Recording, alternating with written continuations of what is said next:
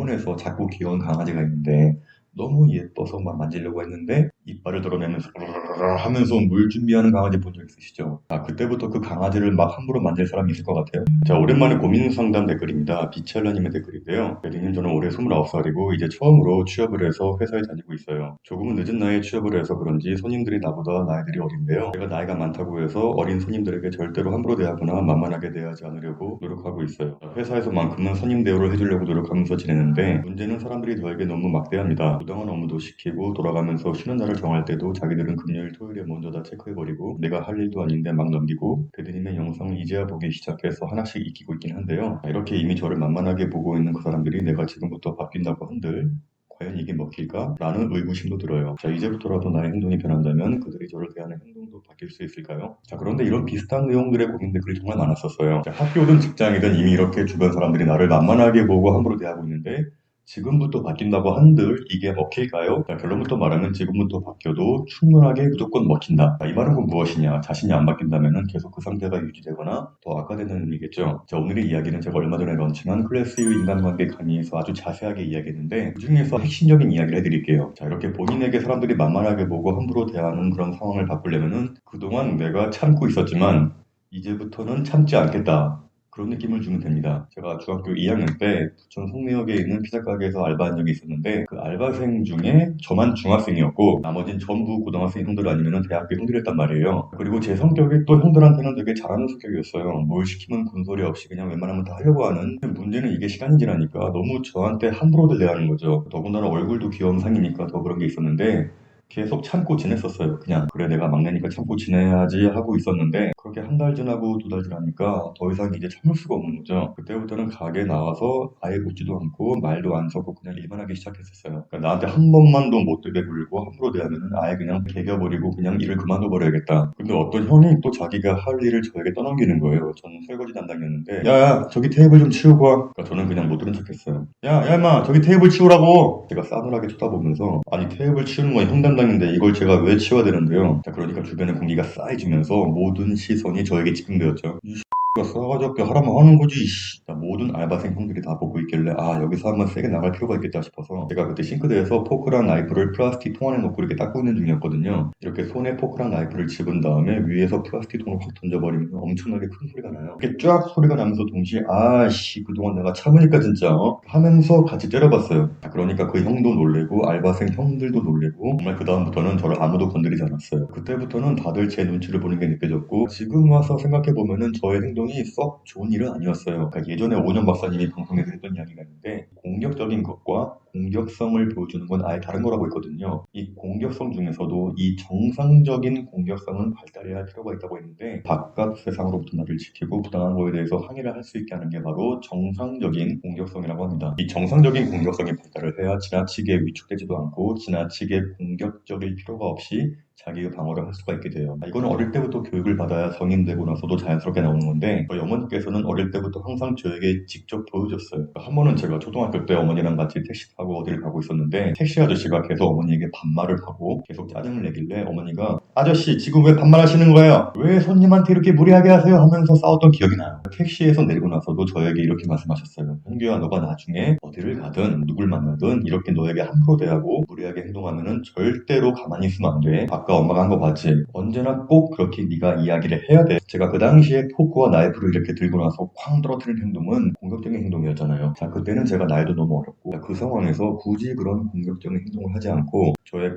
공격성만 보여줘도 충분한 거였어요. 이거는 형이 할 일이잖아요. 왜 저를 시켜요? 자, 이 정도로만 저의 공격성만 보여줘도 충분한 거였어요. 자, 무례하게 굴고 갑질하고 부당한 지시를 아무렇지 않게 하는 사람들은 왜 그런지 제가 지난 영상들에서도 누누이 이야기했었죠. 자, 저 사람에게는 그렇게 해도 되니까 세상의 모든 사람들이 모이는 장소에는 크게 두 종류의 사람이 있게 됩니다. 자, 무례하게 해도 되는 사람과 무례하게 대하면 안 되겠는 사람. 이 두 가지를 구분짓는 가장 큰 기준은 1단계 일단 외형을 봐요. 사람은 동물이기 때문에 본능적으로 사람의 외형을 보고 이 사람이 위협적인 사람인지 아닌지 판단을 내리기 시작해요. 나보다 키가 큰지 나보다 덩치가 큰지 수컷 공작새들이 싸움 났을 때 이렇게 날개를 확 펴시죠. 그게 바로 자기가 상대보다 더 큰 존재라는 것을 알리는 본능적인 행동인 거예요. 따라서 사람은 일단 상대방의 외형을 보고 판단합니다.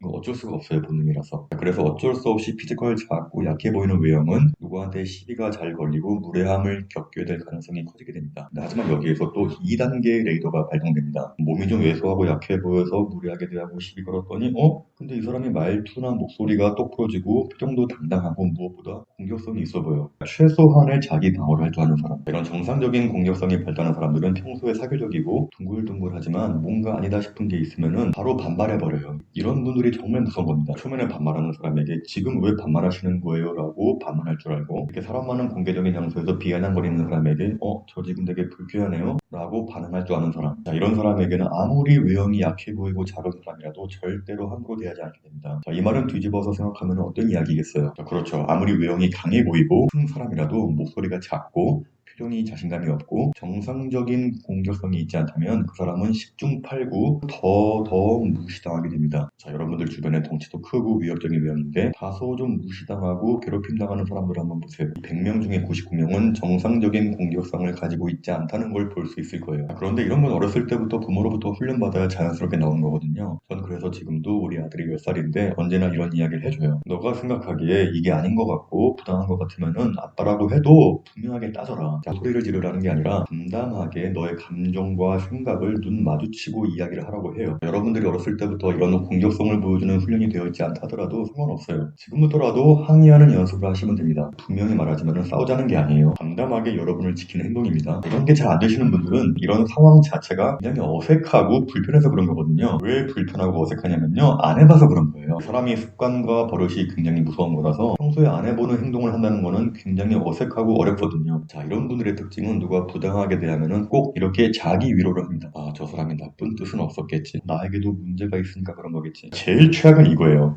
내가 지금 화를 내거나 따지면은 저 사람이 기분이 나쁘거나 무안하겠지?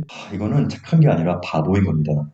제가 간단하게 설명드릴게요. 정상적인 공격성을 보여주는 가장 좋은 방법은 첫 번째, 그 상황을 눈에 보이는 있는 그대로 말하는 겁니다. 두 번째는 거기에 따른 나의 감정을 그냥 전달하면 되는 거예요. 자, 만약에 저는 화를 낼 줄 모르는데요. 저는 겁이 많아서 안 되는데요. 자, 이렇게 목에 핏대 세우고 소리를 고래고래 지르는 사람보다 그냥 담담하게 눈 마주치고 천천히 말하는 사람이 훨씬 더 위압적이고 무서운 거예요. 자, 만약에 직장 상사가 요즘 왜 이렇게 살쪘어? 살 좀 빼! 자, 이런 식으로 비아냥거린다고 가정해 볼게요. 자, 그러면 첫 번째로 그 상황을 있는 그대로 이야기하면 돼요.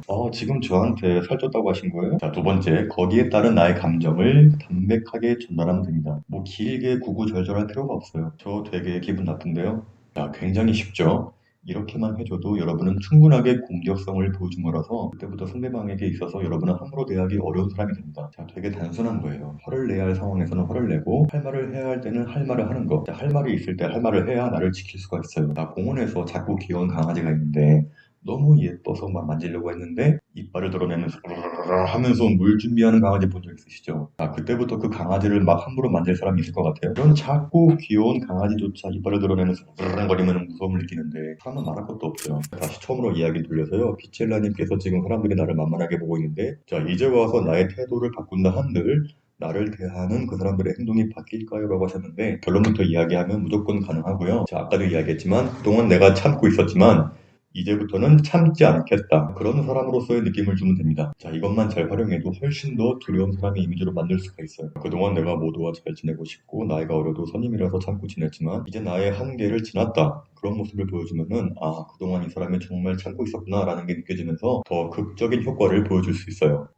나 그동안 참고 있었는데 저한테 계속 그러실 거예요? 저 굉장히 불쾌한데? 자, 그런 식으로 아까 말했던 방식이 있죠. 첫 번째, 그 상황을 눈에 보이는 있는 그대로 말하고 두 번째는 거기에 따른 나의 감정을 그냥 담담하게 말하는 거. 그런 방식으로 태도를 한번 바꿔보세요. 이런 말도 평소에 연습에 대해 나오는 거지 당장 또 다치면은 말을 못하게 될 가능성이 커요. 자, 이렇게 긍정적인 공격성을 조금씩 보여주면서 그동안 내가 참고 있었다는 걸 보여주세요. 그러면 제가 장담하는데 주변 사람들이 대하는 태도가 엄청나게 바뀔 거라고 저는 자신 있게 말할 수 있습니다. 자, 같은 월급쟁이 입장에서 누가 위고 누가 아래고 그런 게 어딨어요. 그딴 식으로 급을 나누고 그 급에 따라서 대하는 게 달라지는 그런 병신 같은 놈들에게 절대 겁먹지 마세요. 누구보다 겁이 많으니까 그딴 식으로 급을 나누고 무리하게 대하는 겁니다. 비첼라님처럼 나이가 더 어려도 선임 대우해주는 그런 분들이 훨씬 더 강하고 멋진 분이니까요. 자, 앞으로 그런 비첼라님보다 급 떨어지는 인간들 때문에 스트레스 받지 마시길 바라겠습니다.